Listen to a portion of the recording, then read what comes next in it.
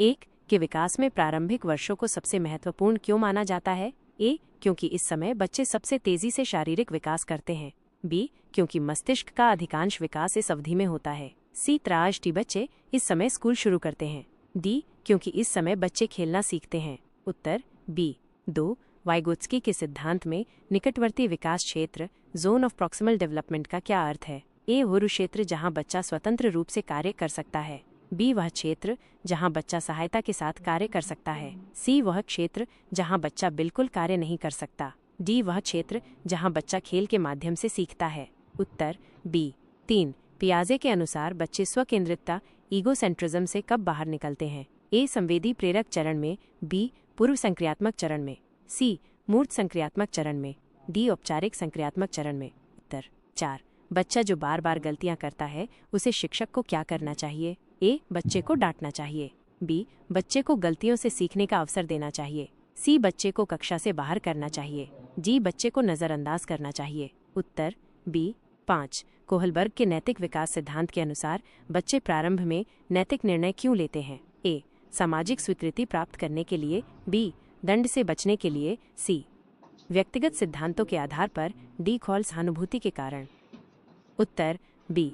6. में प्रबलन रीइंफोर्समेंट का उपयोग किस सिद्धांत से संबंधित है? ए, पियाजे का संज्ञानात्मक सिद्धांत। बी, स्किनर का व्यवहारवाद सिद्धांत। सी, वाइगोत्स्की का सामाजिक सिद्धांत। डी, गार्डनर का बहुबुद्धि सिद्धांत। उत्तर बी। 7. शिक्षक बच्चों को कहानी सुनाने के बाद प्रश्न पूछता है, ये किस कौशल को बढ़ावा देता है? ए, शारीरिक कौशल। बी, संज्ञानात्मक कौशल। सी, भावनात्मक कौशल। डी, भाषाई कौशल। उत्तर बी।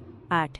कक्षा में शिक्षक को सबसे पहले क्या ध्यान देना चाहिए? ए, सभी बच्चों की एक समान प्रगति। बी, प्रत्येक बच्चे की व्यक्तिगत आवश्यकताएं। सी, फल केवल तेज बच्चों की प्रगति। डी, पाठ्यपुस्तक को समय पर पूरा करना। उत्तर बी।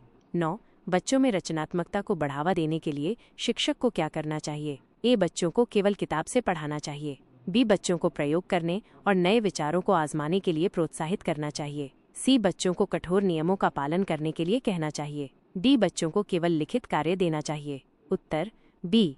10. सीखने की तैयारी रेडीनेस टू लर्न का अर्थ क्या है? ए, खुल बच्चे का स्कूल में उपस्थित होना। बी, खुल बच्चे का शारीरिक और मानसिक रूप से सीखने के लिए तैयार होना। सी, खुल बच्चे का परीक्षा में अच्छे अंक लाना। डी, खुल बच्चे का शिक्षक की बात मानना।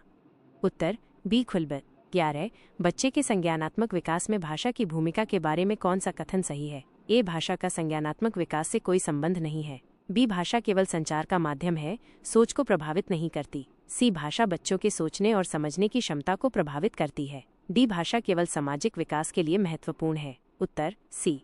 12. पियाजे के संज्ञानात्मक विकास सिद्धांत के अनुसार संरक्षण कॉन्जर्वेशन की अवधारणा किस चरण में विकसित होती है? ए, संवेदी प्रेरक चरण सेंसोरी मोटर स्टेज। बी, पूर्व संक्रियात्मक चरण प्री ऑपरेशनल स्टेज। सी, मूर्त संक्रियात्मक चरण कॉन्क्रीट ऑपरेशनल स्टेज। डी, औपचारिक संक्रियात्मक चरण फॉर्मल ऑपरेशनल स्टेज। उत्तर सी।